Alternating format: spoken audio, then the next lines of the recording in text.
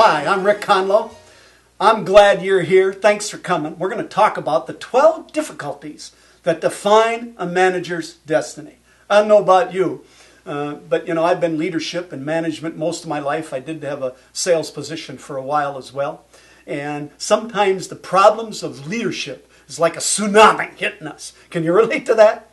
Now, here's the thing. Successful leadership is about positive influence. So how can you be positive when you got all these problems? You know what I'm talking about? And I'll dig into some of those that come up and our thoughts that we need to have about them. Now, it's a challenge as a leader. Over 50% of managers fail. A lot of employees don't believe in the CEOs. They don't think they're bringing value. And 87% of employees today are disengaged, according to research. In other words, in many workplaces, it's toxic. It's not positive. And then we got problems coming up.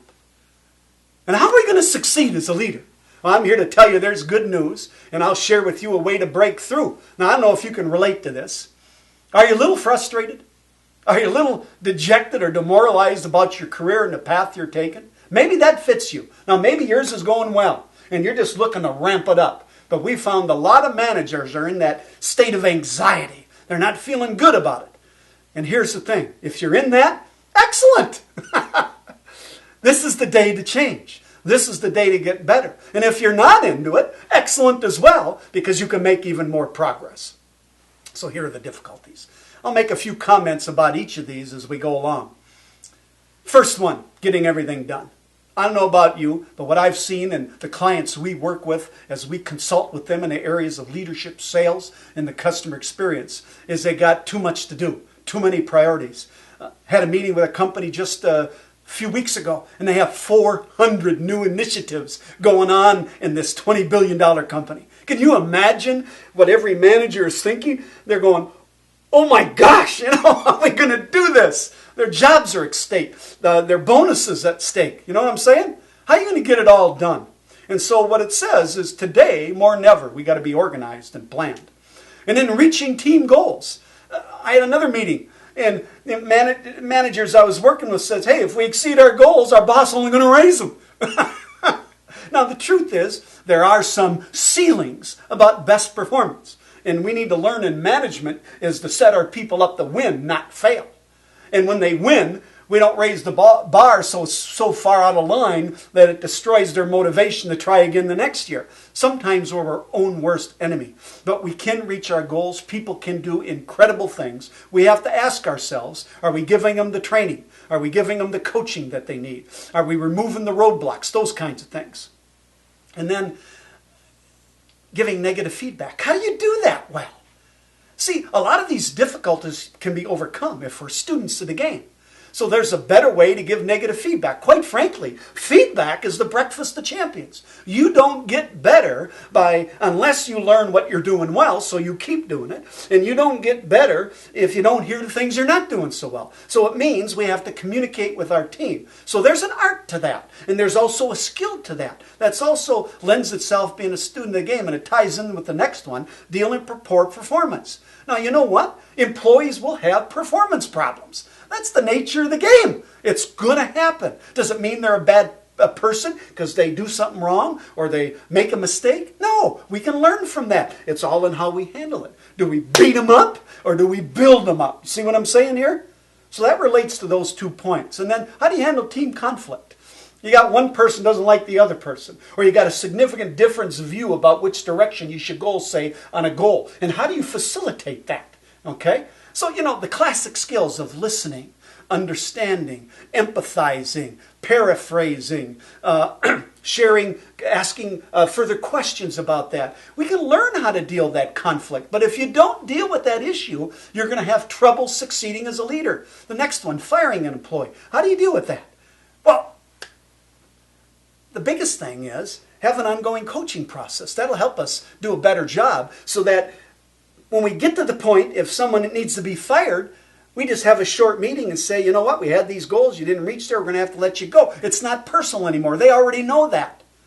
Or there used to be a process, in fact, some organizations still use it, it's called 30, 60, 90 days. You put people on a performance plan, give them goals to accomplish, 30, 60, 90 days. And behind the message is, if they do that, wow, great, fantastic, they're still here. If you don't, we're going to have to let you go and part company. Often what happens, the employees quit because they see they can't do it. Now, you don't want them to quit, you want them to do better, but it's the way to do that. So the point I'm making is there's an art and science to firing somebody. You have to learn that. You got to study it. And then communicating with your boss, upper management. Real quick thing with this. Communicate upward. Don't wait for your boss to come to you. Give them status reports. Have a meeting with the boss regularly.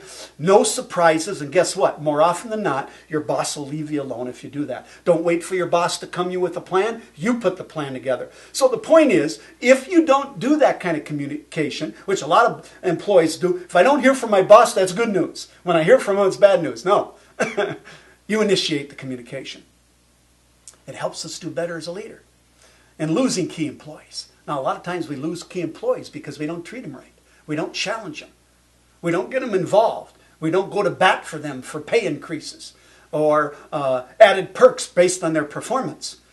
So we have to look at our leadership approach as we do this. I had one manager, he had a constantly revolving door, and he always blamed the employees. They're at fault, they're at fault, they're at fault. Finally, one day I got him to realize the employees weren't at fault. A lot of great employees left there. He was at fault, how he led people. And then they're solving coworker issues. When they've got, personal issues. Well, you need to understand, as a leader, we need to focus on the job performance, not the personal problem. We can listen, we can understand, and then recommend either company resources that are available or outside resources that they need to go to. But then we come back to the performance of the job. If you don't know how to do that well, guess what? People think you don't care. They'll cause more problems. They'll talk bad. You need to learn how to do that. Each of these issues, there's a learning side. There's a best practice. And if you're going to be a manager, learn it, is what I'm talking about. Creating buy-in in a team plan. I hear that often. If you can't get buy-in, then people think it's just your plan. And when it fails, you failed, not them. So how do you get buy-in? You hold team meetings and you ask for input and you facilitate that input and really listen to it. That's one way of doing it. One manager I worked with, his name was Dave. Dave would do this every year, 3-4 times with his team, usually around planning time on a quarterly basis. He'd sit down with this team and says, give me your input. Here are our key issues. How are we doing on this one? What can we do better on this one? All he did was take notes. He didn't comment on it. He just listened. Then he summarized it, came back to his team. And guess what? When it came to executing the plans, because they had a hand in what's going on, buy-in, they had more commitment and were willing to go the extra mile to get it done. Do you hear what I'm saying on these things here now? Who owns these problems? Is it the employees that are causing them?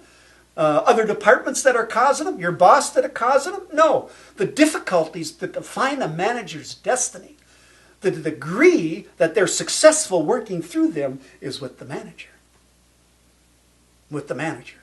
Then another one that's hot today, because there's so much change in organizations today, is managing that change.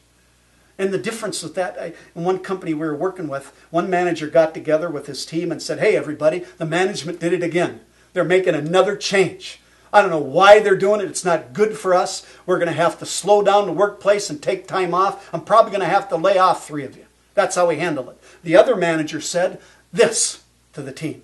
He said, team, business has slowed down. The management is making some changes. They tried to look at what's best for the organization so we can continue to thrive and grow. We need to come up with a plan to be able to get our work done, but to do it in such a way we're working less hours. Now, I'm going to do a problem-solving session with you, and I think with you and me, we can come up with a plan that will be good for all. And guess what? Which team did a better job? Which one had the conflict? The first one. Which one found a way, an innovative way, to be able to not lay anybody off? They just cut everybody's hours in that team and found a way to make sure that they cover that. So managing change, there's an art to that and a science to that. And then personal stress. I don't know about you. But if we let it, the personal stress will be up to here. You know what I'm talking about. Can you relate to that? I've seen it, you see it in their faces when you walk in, we do consulting assignments. And that stress is overwhelming. You know the number one reason why is they're trying to do it all. They think they have to do it all. They think It's all up to them. Well, bottom line, they're accountable for their team, but they haven't gotten their team involved. They have let some of these other issues go, so now they're paying the price for their lack of being studious, a lack of employee engagement. So those are the things. The bottom line is this. If you want your team to be better, you have to be better, a better leader at what you do. Now, you know what? In any of these areas, you can improve quickly. But I want you to know, excellence takes a bit longer. So you got to stick with it for a while. Okay? Doesn't mean there won't be some bumps and bruises along the way working on any of those issues. But you can be better. And here's the thing. To perform better tomorrow, you have to prepare better. So when I talk about being a student of game, it's something that you have to do on an ongoing basis every day. Managers say, I don't have time to do that. Then you don't have time to get better. And those 12 difficulties you'll continue to have trouble with. It's a choice, really. All this information comes from our book, Superstar Leadership, and our Superstar Leadership model. We believe that leadership is a high-contact sport. Oh, it's fun. There's a lot of joy in seeing a team come together and going that extra mile. In fact, your job becomes better as a leader because the daily things, the goals that you have, man, they're rocking and rolling on those. And then what you can do is you can focus on the bigger things, the next level, the next challenge, which will be good for them because they get an opportunity to improve, good for you because you may advance. All that is opportunity for you in what you do. Here's the thing. The next revolution in leadership thought is about the power of people. And all those difficulties that I talked to you about is how you tap into that power, that potential that your people have. It's an afterthought today. Companies are focusing on data and facts and figures and business intelligence as opposed to people and how they can leverage their effectiveness. And then, of course, let me say this. Respect your team and win their hearts and minds. When you do that, it's amazing what you can accomplish with your team. And then bottom line to all that is doing business right, do it with trust, integrity, respect your people that respect you, and you'll accomplish many wonderful things. Well, I hope this was helpful to you. I've enjoyed sharing it with you. I have this dream that soars on golden wings. I visualize your achievements and your legacy that sings. I do not know about all your awesome goals or your persistent efforts to raise the bar. I only know that you can be the best, a superstar. Thanks for coming.